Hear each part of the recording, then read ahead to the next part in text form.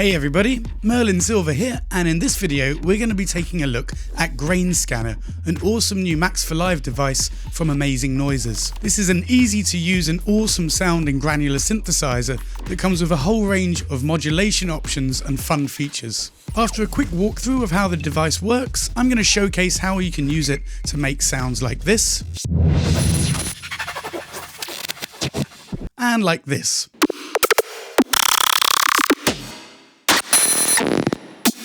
If you like what you see and you feel super inspired by this approach to sound design, don't forget to hop over to the Warp Academy website and check out my course Glitches and Grains, Granular Sound Design, where we dig super deep into this fascinating subject. But for now, buckle up and we'll head over to the Live 10 timeline and check out Grain Scanner. So let's check out how this device works.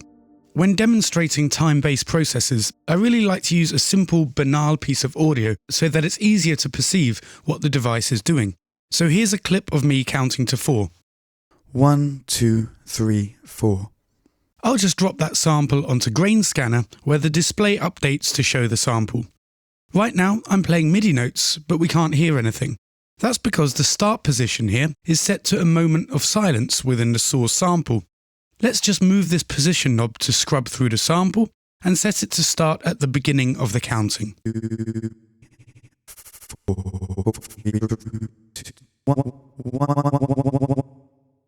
duration parameter sets the size of the small loop or grain that's generated.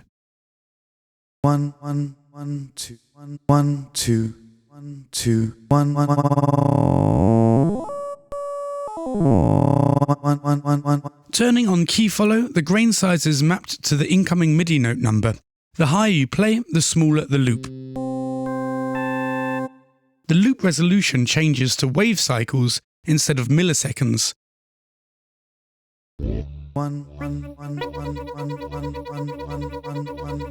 And the percentage slider adds variation to the size of the grains generated.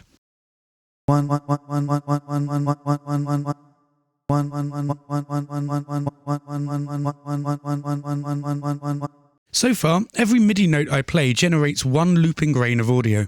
This layers knob generates exponentially more grains per note.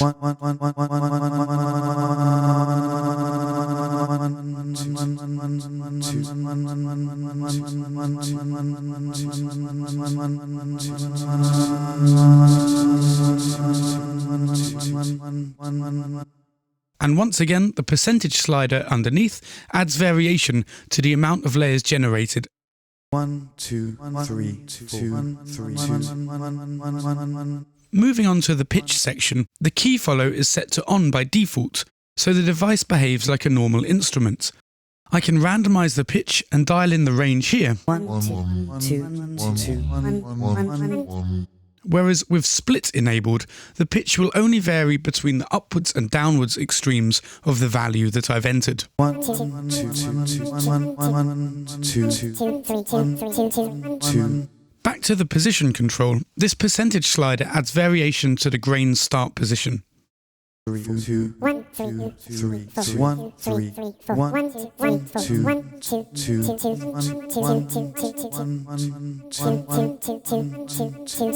1. Enabling some scan scrubs through the start position of each grain. 1, 2, 3, 4. 1, 2, 3, 1, 2, 3. The direction of the scanning can be set to going forwards indefinitely, going forwards once for each grain, or looping forwards and backwards indefinitely. 1, 2, 3, 1, 2, 3, 4. 1, 2, 3, 4. 1, 1. I can also multiply the speed of the scanning with this drop-down menu. 1, 2, 1, 3, 4, 2, 1, 2. 1, 2, 2, 2, 2, 3. Finally, these percentage sliders allow me to reverse the grains, dial in the chance that they will occur, as well as vary the pan and amplitude of the grains that are generated. This window dictates the envelope shape of each grain's amplitude. I'll just choose something else and we'll hear a different quality to the grains.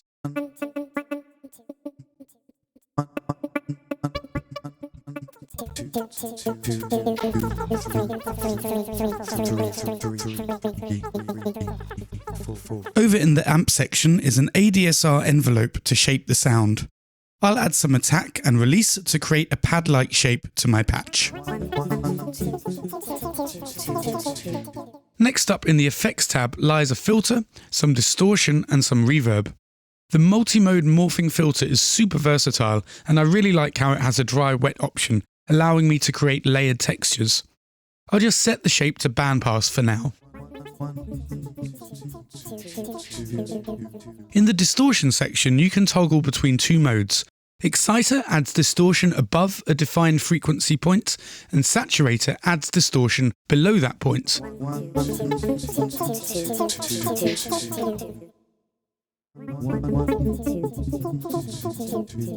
The point itself can be defined using the split freq knob.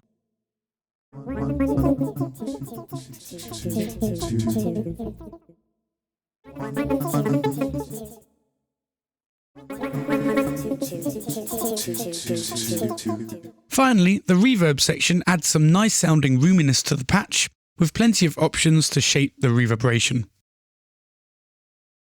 So over to the matrix section, and we get a glimpse of how deep you can go in designing sounds with this device. All these parameters can be modulated from 4 sources, which can be seen under the Mod tab. I can select the source I want to work with using these buttons, and choose a shape from this menu. I can also sync the LFO to my project's tempo. The default cycle option at the bottom plays the LFO shape indefinitely, whereas the retrig option retriggers the shape every time a new MIDI note is played. Selecting one shot plays the shape through just once, every time a new MIDI key is entered. Let's go ahead and modulate a few parameters. I'm going to go for the layers variation, the saturator amount, and the reverb gain. For that last one, I'll flip the polarity of the modulation. Finally, I'll modulate the pitch just a little bit.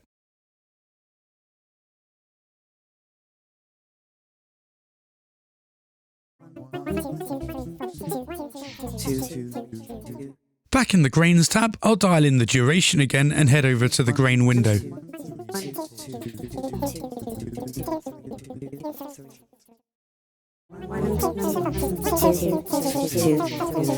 I'll just finish off by spicing up this patch with a bit of randomness, using a random shape in Mod 2 to control the LFO speed in Mod 1.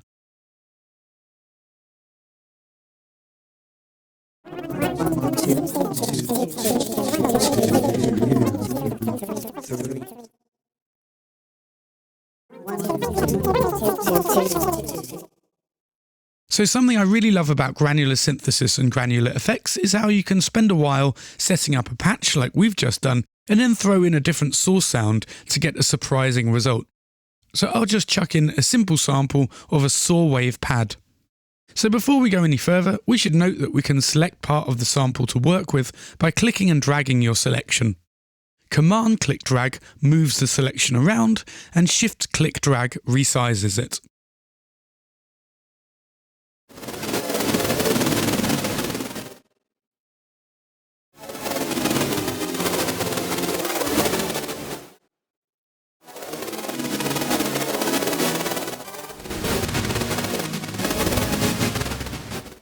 Cool, so now we know how it works, let's go and check out this device in the context of a track.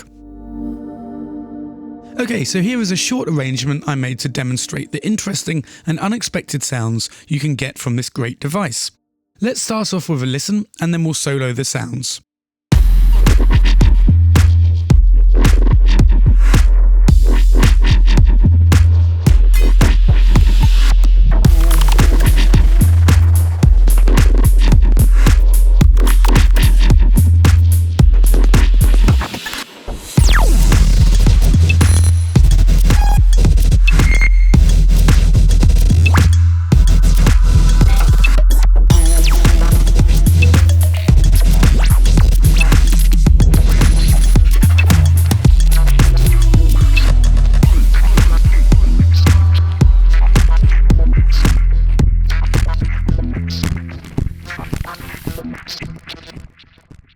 Okay, so first up are these psychedelic bass wobbles.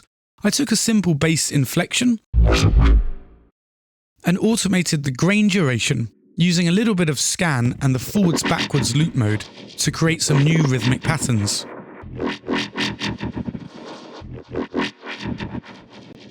The duration parameter is having a lot of effect here, and we can hear how easy it is to generate complex bass modulations.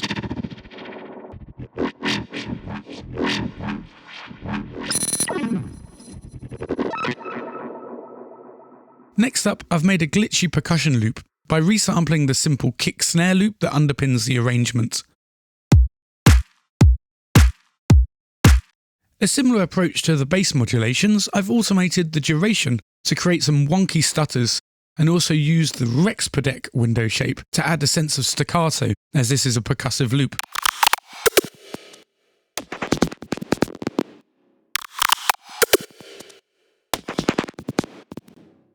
Following that, I've turned this impact into a rhythmic texture. I've modulated a few other parameters to further animate the sound.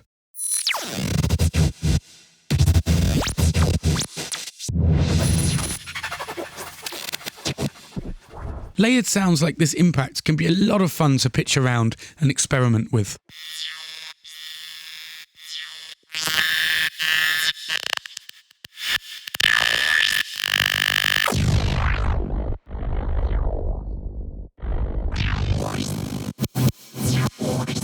So finally, I've taken this short vocal hit and turned it into a squelchy arpeggio.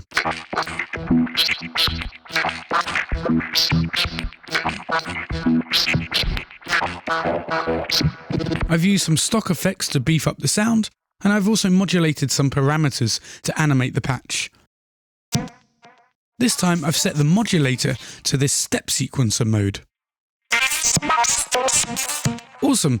So as you can imagine, this is just the tip of the iceberg of this device. There's loads of fun and inspiration to be had here. Let's listen to the arrangement once more.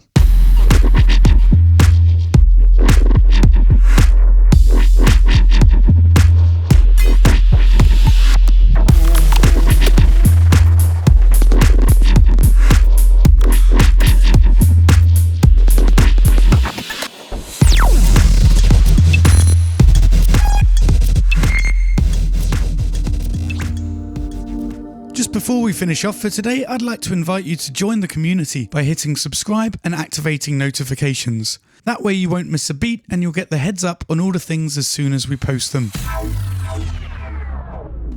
Awesome! I hope you enjoyed the walkthrough and you're equally as inspired by this device as I am. So don't forget, if you'd like to dig a bit further into this approach to sound design, go check out my course Glitches and Grains, where we'll be making sounds like this. And like this. Great stuff. So until next time, I've been Merlin Silver and this is Warp Academy. Thanks for watching.